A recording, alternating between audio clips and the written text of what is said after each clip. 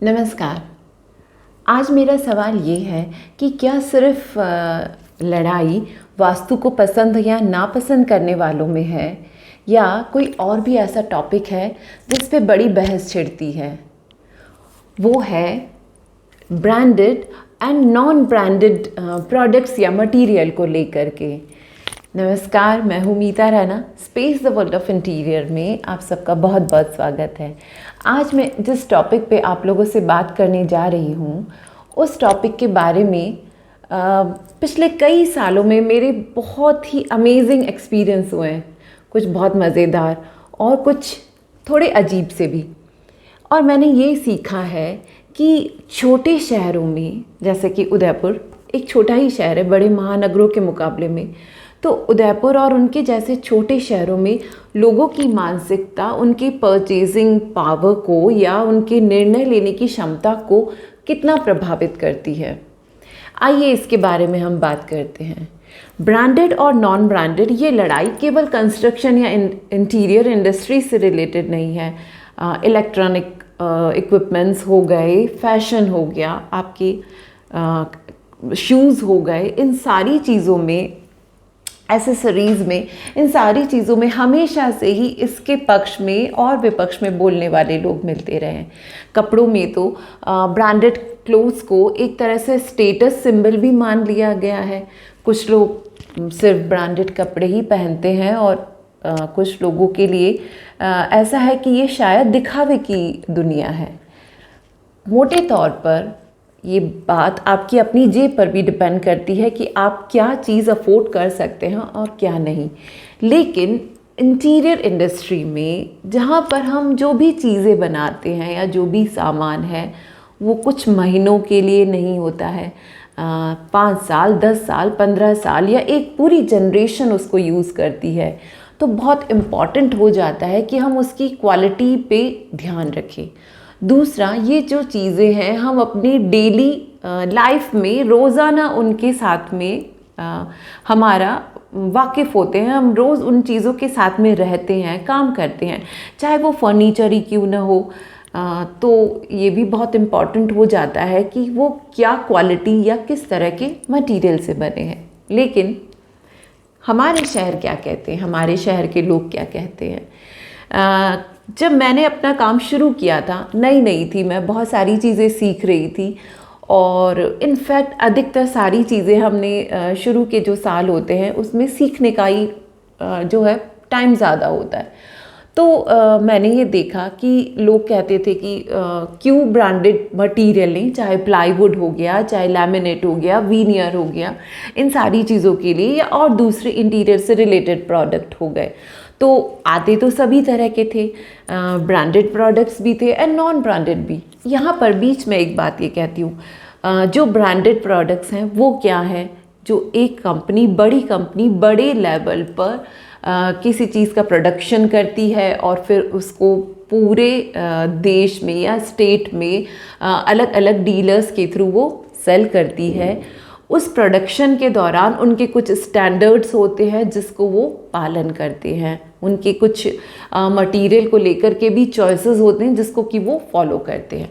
Non branded में भी होता बड़े लेवल पर कंस्ट्रक्शन है, लेकिन वहाँ पर वो न तो किसी एक तरह से मटेरियल को लेकर के या दूसरे किसी तरह के प्रोसेस को लेकर के बहुत ज़्यादा सिद्धांतों को फॉलो नहीं करते। वहाँ पर मेन उनका लक्ष्य होता है कि वो कॉस्ट को कम से कम रखें, ताकि उनका जो ये प्रोडक्ट है वो जो लोकल लेवल पर लोग बाग खरीदते हैं और ज़्यादा से ज़्यादा खरीद सके। इसमें एक रेंज और होती है, वो है डिज़ाइनर ब्रांड्स। उनका बड़े लेवल पर प्रोडक्शन नहीं है, वो कुछ लिमिटेड रेंज निकालते हैं जो कि केवल उनकी अपनी खासियत होती है। उस प्रोडक्शन में, उस रेंज में उन्हीं की माहिरियत होती है, जिसमें वो जो भी चीज़ बनाएंगे, चाहे वो लैमिनेट बनाएंगे या डिज़ाइनर वीनियर बनाएंगे, वो उनका अपना एक बड़ा नाम लिए हुए होता है। सो वो डिज़ाइनर ब्रांड एक डिफरेंट चीज़ हो गई। सो बड़े ब्रांड्स में जो कुछ ब्रांड्स होते हैं वो अपने प्रोडक्शन में किस तरह से वर्क करते हैं, ये शुरू में मुझे भी नहीं पता था। जब यहाँ पर हम लोग क्लाइंट्स के साथ में मटेरियल को परचेज़ करते हैं तो हम शॉप पे जाते थे, तो हमने ये भी देखा कि शॉपकीपर के लिए तो चाहे वो ब्रांडेड हो या नॉन ब्रांडेड हो, उनके लिए दोनों ही चीज़ें उनको बेचनी है, तो उनका तो कोई ख़ास झुकाव किसी तरह नहीं। लेकिन नॉन ब्रांडेड में may be because of the profitability उनका ये रहता था कि नहीं भी ख़रीदेंगे तो ये नॉन ब्रांडेड में प्रोडक्ट बेच सकता हूँ क्लाइंट को। क्लाइंट का ये मानना होता था कि बड़े ब्रांड क्या करते हैं, वो तो सिर्फ छाप लगा करके दूसरे छोटे ब्रांड से सामान खरीदते हैं और वो छाप लगा करके मार्केट में बेच देते हैं। मुझे भी लगा शुरू में कि शायद ऐसा ही होता हो, जब तक मैंने खुद कुछ ब्रांड्स की फैक्ट्री को नहीं विज़िट किया। और जब मैंने उनकी फैक्ट्री को विज़िट किया और जब मैंने उनके वहाँ प्रोडक्शन होते हुए देखा, उनके वहाँ हर एक इनिशियल फर्स्ट लेवल पे वो किस तरह का मटेरियल को यूज़ करते हैं, उसके बाद का जो प्रोसेस है और जो भी बीच में अदर मटेरियल यूज़ कर रहे हैं या जो टेक्नोलॉजी यूज़ कर रहे हैं या जो मशीनरी यूज़ कर रहे हैं, जब मैंने उसको देखा तो मुझे फ़र्क आया कि नहीं, ये एक जनरल परसेप्शन जिस तरह का होता है वैसा बना दिया लोगों ने। बड़े शहरों के लोग जब ये वीडियो देखे तो शायद उन्हें नहीं समझ में आए कि ये किस तरह की बात है, लेकिन डेफिनेटली जो भी लोग छोटे शहरों से जुड़े हैं, जहाँ पर हर एक मटेरियल को ख़रीदने में पैसों का बहुत इम्पॉर्टेंट रोल होता है और लोग उसको वैल्यू करते हैं कि ये कितने रुपए का है या कितने में उनको पड़ेगा, वहाँ पर वो ब्रांड को नहीं देख करके नॉन ब्रांडेड में जा सकते हैं।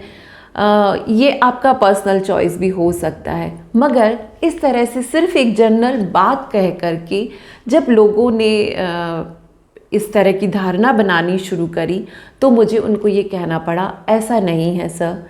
कोई भी कंपनी किसी के भी प्रोडक्ट को ख़रीद करके अपना छाप लगा करके नहीं बेचती है।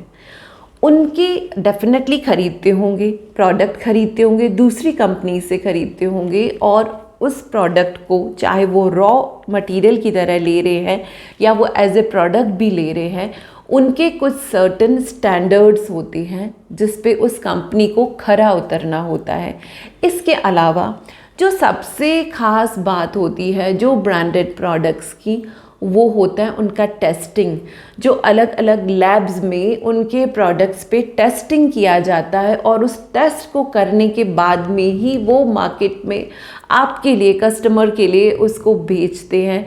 तब जाकर के वो प्रोडक्ट आपके घरों में आता है और लगता है, और ये चीज़ बहुत मायने रखती है। जैसे आप प्लाईवुड इंडस्ट्री को ले लीजिए, वहाँ पर बॉइलिंग वाटर प्रूफ या टर्माइट प्रूफ ऐसा सिर्फ कहने से नहीं होता। कंपनी जब आपको सर्टिफिकेट दे सकती है, लिख करके देती है, तब आप मानिए कि वो कंपनी जेन्युइन बात कर रही है इसके लिए।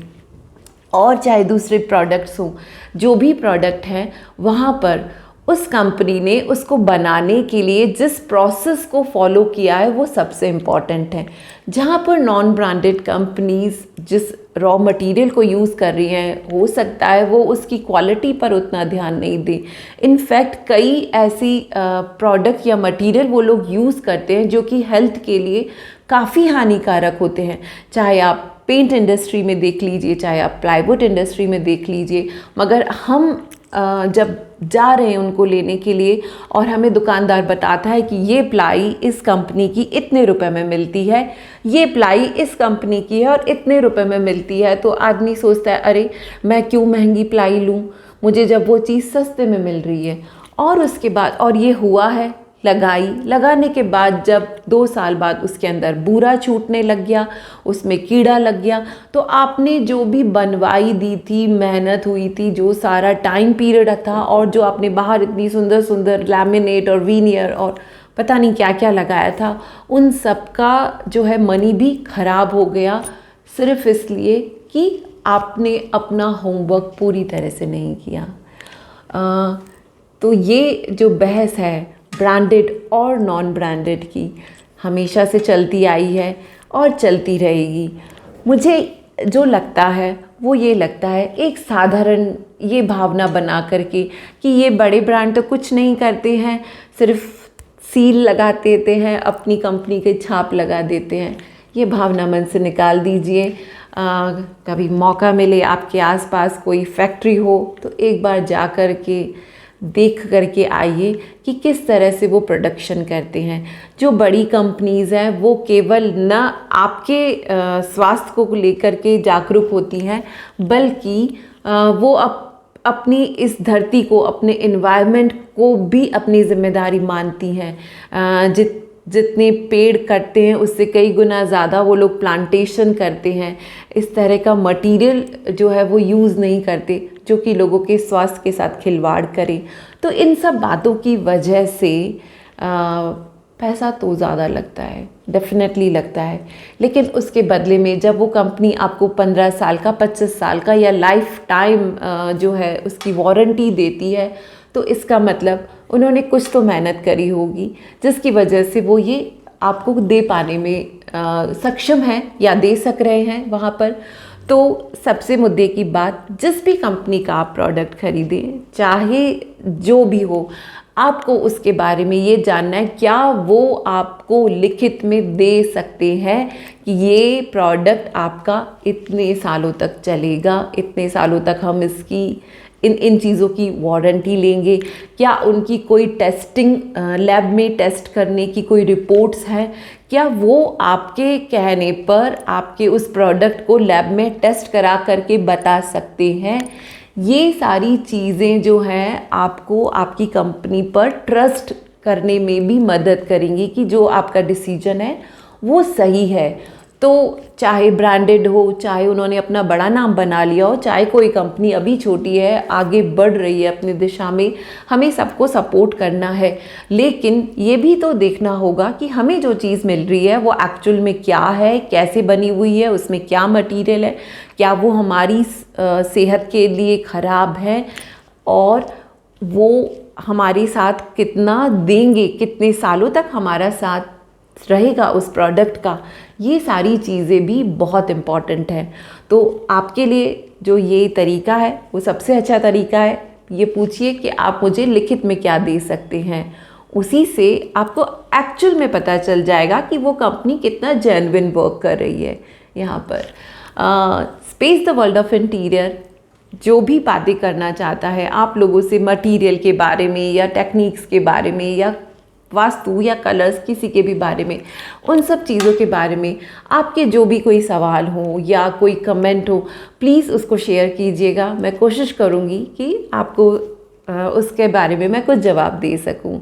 हमारे साथ जुड़े रहने के लिए और इस जर्नी पर मेरे साथ चलने के लिए आपका बहुत बहुत धन्यवाद। आपका दिन शुभ हो। Thank you so much.